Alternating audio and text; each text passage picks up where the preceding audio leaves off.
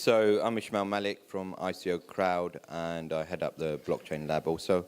We're really glad to have a supreme panel here as we enter 2018 in the ICO age, and it's set to be one of the most exciting years in the industry and in particular in the ICO world. You've got a pretty hot panel here. I mean, you know, there's no need to introduce Pat. Most of us kind of know each other pretty well. So I'm going to let the panel introduce themselves, and maybe if you want to give a quick sort of couple of lines of what you do and how excited or what you feel for 2018, and then we can sort of kick off into the real deal. We'll start with Pat. Yeah, absolutely. So my name is Pat Lowry. I am the CEO and a managing partner of Iconic Lab. We are a Germany-based ICO and token sale accelerator program. We currently have 5 companies in our batch. We finance them, help them develop and compliant ICO from regulatory, tax, KYC, AML perspective, help them develop a real business model behind their token instrument, create a truly tangible investment vehicle for the company, and then accelerate them towards their ICO during the 12-week program.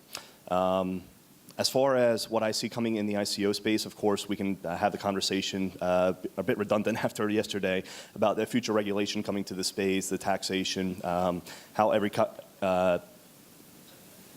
ICO will have to be KYC, AML compliant. However, what I'm most interested in seeing in 2018 is, I believe, towards the end of the year, Q3, Q4, as more traditionally minded investors come to this space, it's going to be a mandate for more securitized token instruments, profit sharing mechanisms, revenue sharing mechanisms, debt instruments that will open up the doors for more capital to come from the traditional markets into the token space.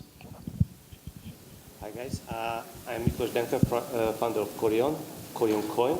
Actually, Corion was in the first 40 ICO last year, and actually last year was more than 1,000 ICOs, and I don't know how much will be in this year. Maybe Ismail have something in his mind, but maybe 10,000.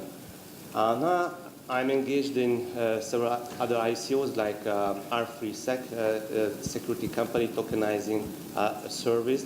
And what I see in 2018 that actually most assets and instruments will be tokenized, and that is what big opportunity to make this new business model and give the opportunity to the wider audience and taking part in this industry. Ransu from Token Market. We are based here in Gibraltar, and we do a lot of ICO advisory, one of the biggest ones out there, with 30 plus ICOs over the past 12 months that have raised over 300 million for our clients, and now those tokens that we have issued for the clients are trading there between 3 and 4 billion, like I mentioned yesterday. And so we just do everything from technical to strategic advisory, token issuance and distribution. Brian Key, ICO rating. We have almost zero to do with ICOs. Yeah, your mic's not on. Sorry. Not working at all. Oh, there we go. Sorry, I didn't want to be too loud. I think last night was a little tough on some people. This light is really brutal, in case you had anything to drink last night. And so we have, like I was saying, we do nothing with ICOs until the point where they're ready to go to issue their coins. And so then we are the last stage, hopefully. We rate them, we give them independent ratings, and then off you go. Last year, of the massive scrum of ICOs that came out, we either officially rated or sort of just looked at internally almost 1,000. And each month we get sent between 200 and 400 ICOs. Some we initially weed out because we can right away already tell that it's not worth bothering with. Others we rate. And if there's one goal I would say for 2018, I'd like to see, not because we want more sales, but more people should understand that you need to be rated properly before you do your ICO. Okay. Okay, so let's kick off. 2017, we saw the rapid rise in platforms and assistance in ICO and the professionalization of the industry. Patrick, if you can kick off, and Ransu, if you can sort of round up, where do you see 2018 and the platforms that assist in launching ICOs and managing ICOs sort of becoming a core fabric of the sort of ICO landscape, as it were? From my view, it's about providing quality assurance. So you have an institution right now with these ICOs and token sales where there's very little investor protection, really kind of taking a risk, unlike a traditional early stage equity investment that a VC would look to be making. So if you can have platforms such as what we're trying to do with Iconic Lab, what Ransu does with Token Market and ICO rating, that you can provide those quality assurances to prospective investors, whether they be institutional, retail, or accredited from the United States, you can better solicit those investments and then really help develop those platforms in a more streamlined manner. Yeah, so we have basically now, in a 1 year kind of, does it work now? Yeah, it does, yeah. So we have, in 1 year, we have gone from basically, starting to do these very early white paper-based ICOs into these very sophisticated companies, law firms working 24/7 to make them more compliant, and now, with the KYC and everything. So this development over past 12 months have been amazing. So in a way, we should not. Yeah, yes, we need a more investor protection, but on a venture, that's of course very important. And at the same time, we have to remember that the whole technology is very experimental. So everything is early days, and also on the VC and angel investing world, a lot of these ventures fail. So the job is to vet them so that there is no fraud, there is no impossible white papers or scammy people there, and then just to improve gradually from where we are today. Okay, so maybe we can fire into, once you've raised the capital and you've got experience, so you raised capital, how did you find the actual post-ICO market where you've got to sort of submit what you're doing with the capital? How do you see that when you launched it, and do you see a sort of trajectory where there's going to be more insight into what post-ICO funds are actually used for? So actually, if you're starting your ICO and with the white paper, then there's the roadmap and the budget and everything. But as you're starting the development, maybe you have a ready-to-use product at the end of the ICO, and it's really cool because then you can skyrocket faster.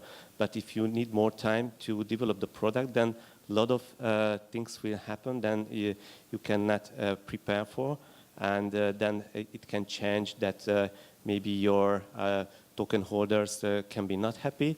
So actually, it's the same like starting a startup, and the early stage startup are the most dangerous. So actually, every chance will just succeed and others will fail. I think this ratio is the same in this ICO industry, but the companies have more money to spend and trying to scale up and starting the product spreading out. Can I add also? We're just launching in the next month or so a post-ICO report. And this is, again, speaks to the maturity of this space, because as we all know last year, get the money and then call them up and say, so how are things going? And they don't need, who are you? Oh, I just gave you $1 million. Okay, so what? So now, obviously, we're forcing these the projects to be more responsible, more mature. And I think, obviously, after yesterday's request for information subpoenas that went out, this definitely is going to, again, lend to the investors and to those seeking to build out their projects a really nice little sense of responsibility and follow-up with the money. Yeah, but see, here comes now the challenge then, because now law firms have been advising our clients to leave out from the white paper the the usage of funds, because that is too much like a securities. That if you buy application token early, which is functional token in the platform, you should not, you're not anyway tied, and you don't need to disclose your Right, but I think funds. in a phone call I had in December with some representatives of the SEC, and as we see yesterday, I think we're really moving very quickly in the direction that everything's going to be a security. If you want to deal with a U.S. investor, and even after the pressure coming from the SEC, I think across the jurisdiction is going to be more and more in the direction of be fully compliant or else. I'm also a certified public accountant in the U.S. Used to be with PwC, did the audits of private equity, mutual, hedge funds. So this financial reporting idea is something that's kind of near and dear to my heart. So for instance, for all of our companies, we're contractually mandating them to have this post-ICO reporting metrics, that they're going to be disclosing all material transactions from the financing they raise. There's even some projects out there, Project Transparency with Santiment, that they'll be kicking off at some point later this year, where everything that exceeds 0.5% of the funds that were raised will have to be disclosed to any of the investors that were participating in the ICO. From my view, I think this is a good step in the right direction, but long term, I think we're going to see more detailed analysis. Perhaps we're even going to start seeing balance sheets, income statements. I've spoken to some members of the Big Four, and we already know that they're gunning for this space. It is a very good use case for them from a business development standpoint. Okay, so let's flip the switch to some reality. In Asia, we've got a large set of DEXs been launched. We've got one on Neo next, and a number of other projects that I'm sort of looking at. And the key point these projects are doing is you have a decentralized exchange, and from there you do an atomic swap to the tokens that you want to swap for, call them ICO tokens, whatever they be, completely decentralized, outside of any control, and even they're just experimenting. The first 2 experiments should be coming out in the next couple of weeks, where even the protocol itself, the team that is managing the protocol that is launching on these decentralized exchanges as some sort of DICO is anonymous. So do you see a divergence where the heavily regulated sort of SEC, regular compliant, and then this kind of more in the edge where the innovation happens, where you actually get the pop in the price, you see the upside in utility. Do you see this sort of divergence? I mean, if the panel can come in or are we kind of ignoring it and we're putting sort of, we're having the same dichotomy where we had Bitcoin on one side and blockchain was good, Bitcoin was bad? Is it going to be regulated ICOs good and decentralized exchange-based ICOs bad? I think in this year and also in the future, it will be split. So there will be some decentralized project like these exchanges.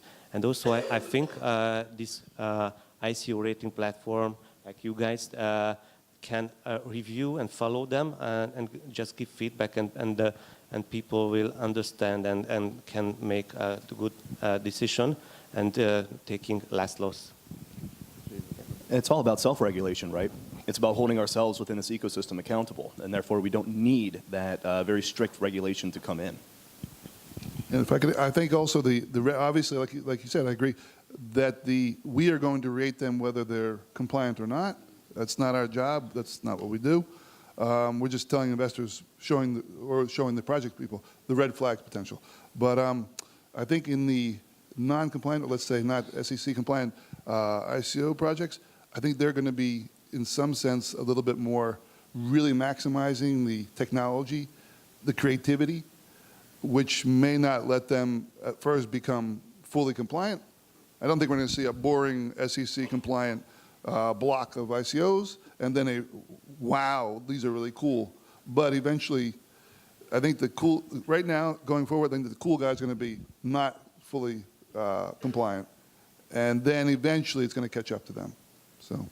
Yeah, because every company, even if it's decentralized, you basically have to have a key personals there behind it, in a way or another, that have to disclose themselves when on an ICO, and so it's not like these anonymous projects that are done by Mr. Satoshi.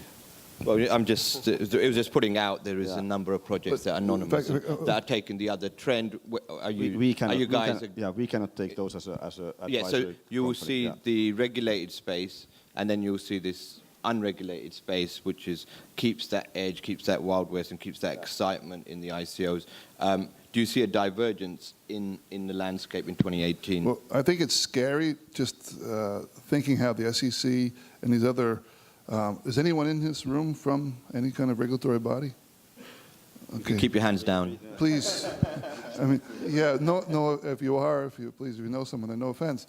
But yeah, it really scares me to think that these bureaucrats, and God knows they serve a wonderful purpose, and they should be doing what they're doing, but obviously they're not the most creative people in the world. And again, no offense, if anybody. And so I don't want to see them crushing these amazing ideas. And it really, Wall Street Journal article I was reading yesterday. Like BitLicense was. Yeah, That I was mean, a complete crush in I mean, New York. man, it's just there's so many good things that can happen. So you gotta hope, we gotta hope that these guys doing this Wild West kind of thing, not scamming, but just going out there, going crazy, remain. Well, so one of the beautiful things about tokens and token generating events is the uniqueness of each utility instrument, and maybe in the future some securitized instruments, hybrid instruments. It's only limited by human imagination, what that token can theoretically do. So you have this very diverse, very fragmented group of assets, maybe we'll call them, and from a regulatory standpoint, you have certain buckets that you have to put them in. Is it a security? Is it debt? Is it equity? Is it a currency? Is it a service? Should it be regulated like in e-commerce, for instance? And they're so wrapped in their minds about everything has to fit into this nice little box that we've created for ourselves. But these tokens don't necessarily fit into those boxes. So that's where we have to continue having these conversations to push for more favorable regulation, more favorable jurisdictional regulation over these unique instruments. So the last two projects I advised on, we didn't do an ICO. So 2017 and early part of 2018, we saw the rise of the pre-ICO, and we saw what was effectively allocation policies, which said, okay, we'll go out to a private group initially, and now 2018, we're sort of putting that out as the year of the airdrop, right? So you have your private sale, and then you airdrop, and you just completely avoid this sort of ICO, as it were. Just from the panel, how do you see this panning out, private pre-sale to straight to airdrop, and no need to do an ICO? No, well, in my opinion, we kind of lose now the idea that investing is democratic and anyone can participate these, many times great opportunities. So now if we go back to the model where basically pre-sale people are angel investors or little hedge funds or just rich individuals. So then then you just drop to the common people, airdrop some tokens. I think that's pretty rude in a way. So I want to see the public ICOs continuing. And yeah, I agree. I think the whole crowdfunding aspect of it, we're losing. And I think these massive pre-sales are probably another reason why the SEC is getting really nervous. They're thinking, oh my God, $850 million from Telegram. They might do another $850 million. And then why even bother doing an ICO? And so we're losing it, the revolution. We're losing this decentralized, democratized potential to create new value. Well, we can still save it here in chip because here's the public ICO is going to be fine. Yeah. So, From a U.S. perspective, this is actually dangerous from a regulation standpoint. So if you have a very private pre-sale on Telegram, they raised like what, $850 million with 85 investors, right? Those individuals theoretically didn't necessarily place an investment. They did it through a SAFT, of course. But what they effectively did was underwrite the ICO launch. And then if you turn around and sell small pieces of this to the public, you're effectively an underwriter. And if you hadn't done the registration with the SEC, it doesn't matter what the utility of that token is, whether it's defined as a utility or not. You underwrote an asset. And that extends not only just to the people that resell those assets, but the issuer as well is liable for this. So it creates a very dangerous aspect. And at the end of the day, the whole beauty of the crowd sale with the ICO aspect is decentralizing wealth generation. It shouldn't just be these private individuals that have already high net worth that can participate on these high growth assets, but rather if we can structure these, provide those quality assurances for retail investors, we can decentralize wealth generation to emerging economies and to retail investors throughout the world. And so then the question comes, what is the difference between underwriting it and flipping it? Yeah. Really no difference from a legal standpoint. Yeah, so I think public ICO is it's good if you want to acquire new users, but if just you want to raise money, I think it's not the best, because this kind of retail investors will cash out immediately after the ICO, and it will cause some damage to your token. But I believe in airdrop, because you can do airdrop after the ICO, and then it's a really good opportunity to find new users, and not just this people who want to sell immediately and earn the bonus. So the current debate that's raging in ICOs is the rise of the DAICO, right? So the decentralized autonomous ICOs. It's just, you have an autonomous agent essentially have rules and smart code written in as to when what will be released, and that can be voted upon by the actual investor class, right? Whoever it be.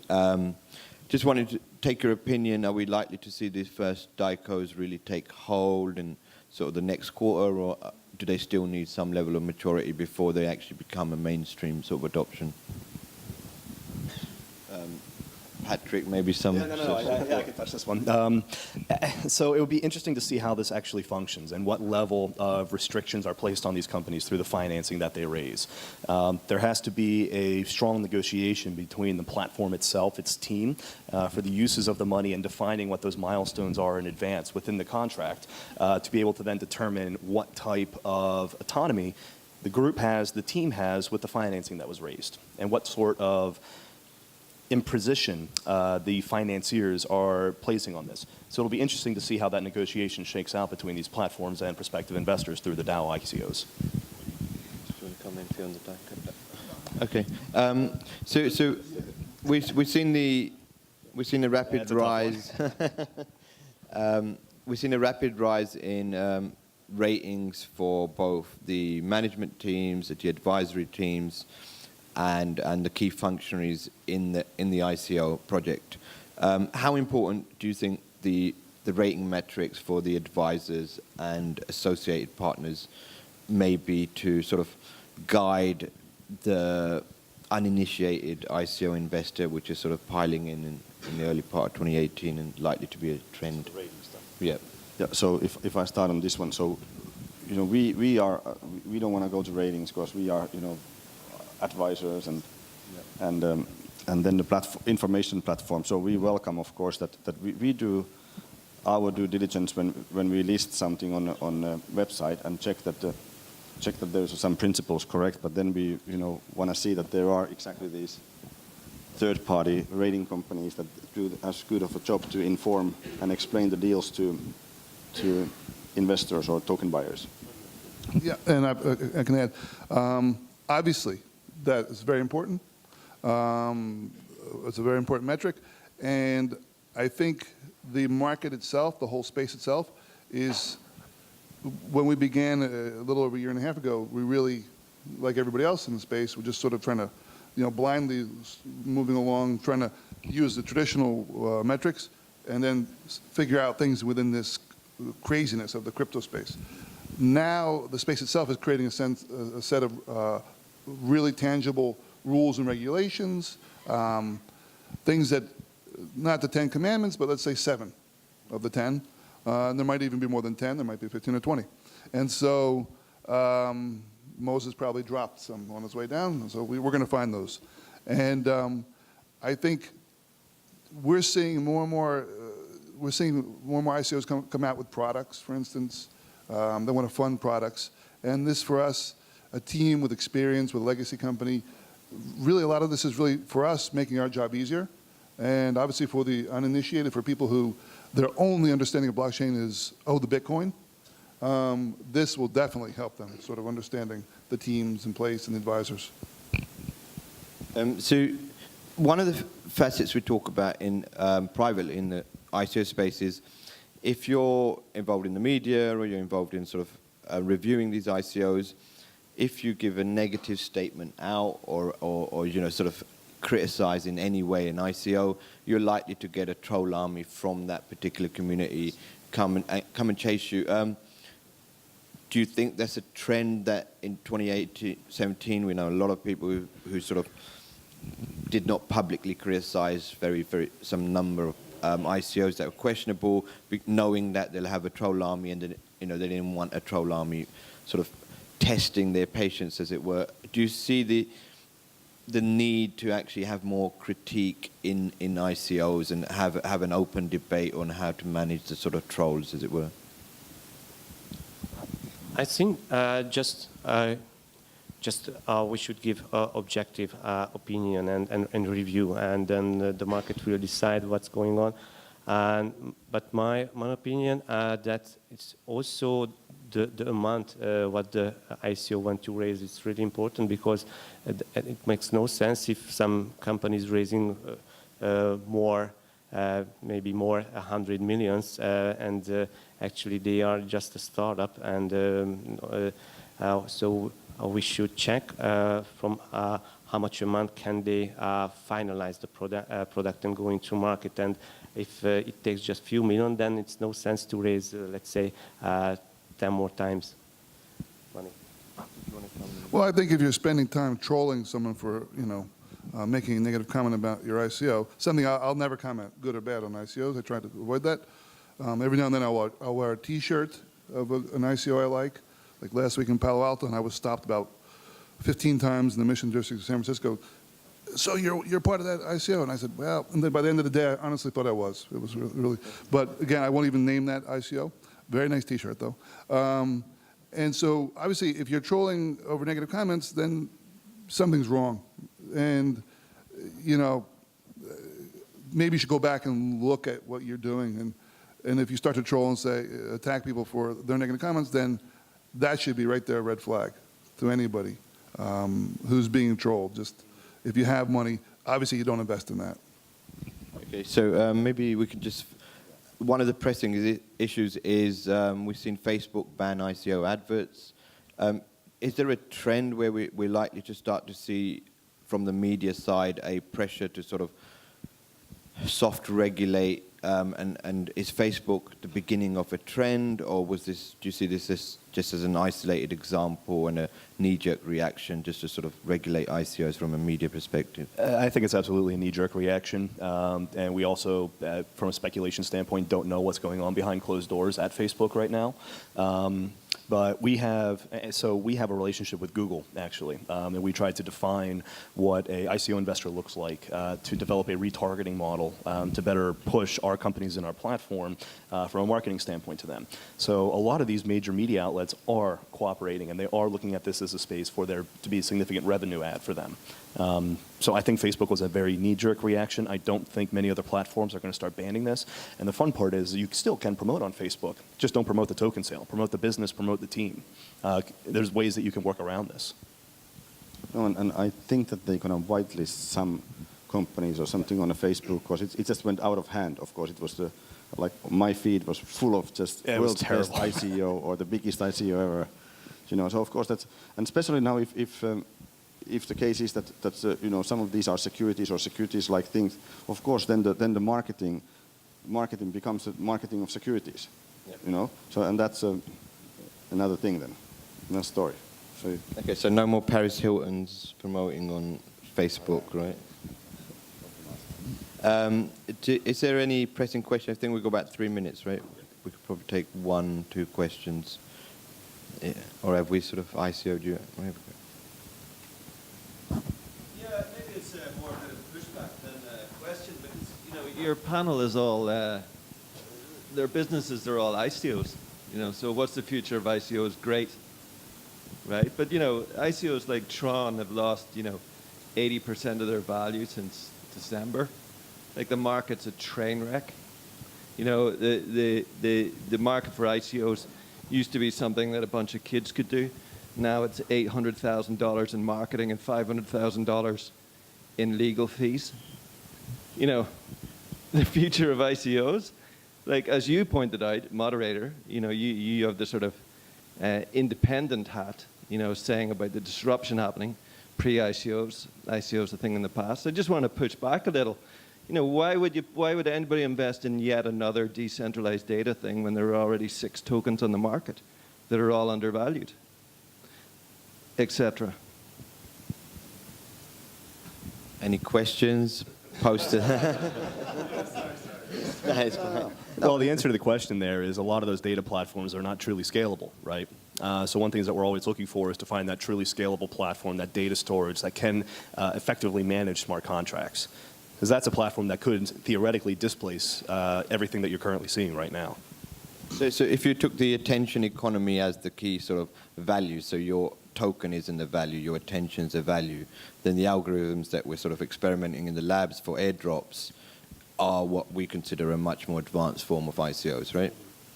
So it depends what you consider value, and I'm more holistic with value. I think attention and interaction and adoption is a form of exchangeable value.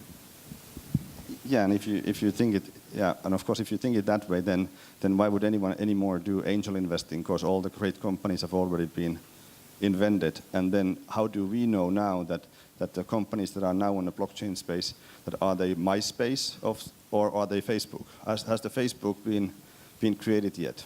Nobody knows. Time will tell. So people chip into another chance. Yeah, people like to compare this to the dot-com bubble, and in many ways they're rightfully justified in doing so. But when you look at the amount of wealth that was lost in the dot-com bubble, it was trillions, right? We have, at best, 500 billion market cap on a good day, right? Even if you lose all this, it doesn't even remotely compare to the cataclysm that was the dot-com bubble. If I could also compare, we had the transistor, and then we came up with the silicone version. And obviously, we are so not scalable right now. And really, the best ICOs are the ones that are going to come up with create this infrastructure.